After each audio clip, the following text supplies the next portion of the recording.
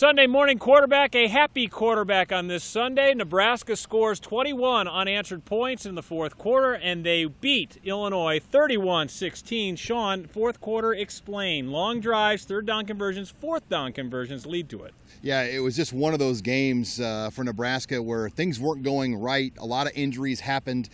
Just such a weird flow after the beginning when Nebraska came out of the gate so fast. But Nebraska was able to persevere. They had a drive that went 18 plays, lasted over 30 minutes of real time, some third down and fourth down conversions, and they just gutted it out. I mean, this was one of those days, if you're going to win a divisional title, you'll look back at a day, hey, when we weren't at our best, we still found a way to win the game. Yeah, the Huskers on third down alone, 10 of 14. They were 1 of 1 officially on fourth down. Terrell Newby with a monster finish. Yeah, Newby, he knew he had to put the game on his back. When the game was on the line, Ozigbo goes out.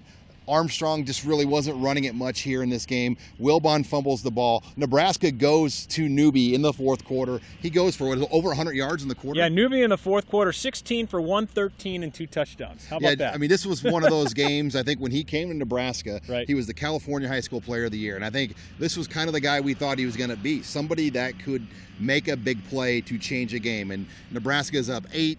The game was still somewhat in doubt, and he laid the quote-unquote knockout blow. Yeah, Newby today on Saturday finishes with 140 yards and the longest run for scrimmage on the season with that the one that really put the game away was 63 yards officially.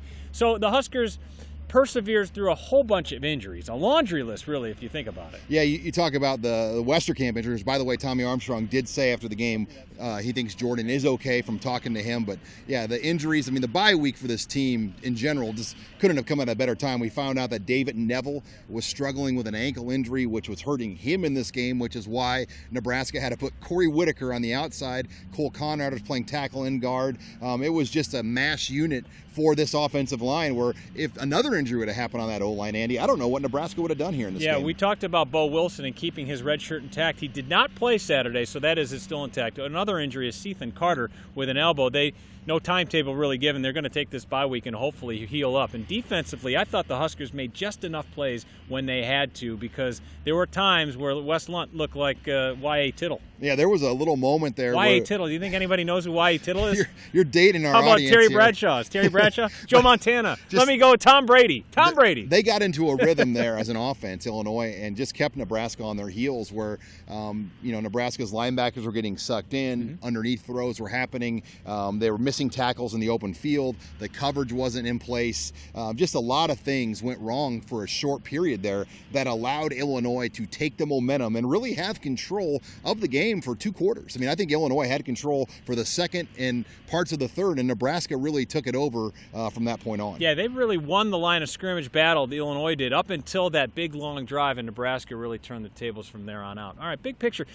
5-0 Nebraska's, you mentioned it, that the 5 wins, that equals last year's regular season win count. That's pretty amazing going here and you're getting a week off. Yeah, we're sitting here October 1st, and Nebraska with 5 wins, where last year they didn't get that until the first week in November. And, 7-0 is still very much in the grasp, but I think we learned today that it's a very humbling game. And just when you think everything's arrived and it's going to be real easy, you realize, hey, this is the Big Ten. You got a coach on the other sideline that's making $3 million plus a year, and they're not just going to come in here and let you cash a check and win the game. They're going to make you earn it, and Nebraska found that out today. It was a true Big Ten win that they had to earn. And Nebraska now really gets the upper hand in that West battle in terms Minnesota of the drive. loses, Wisconsin loses.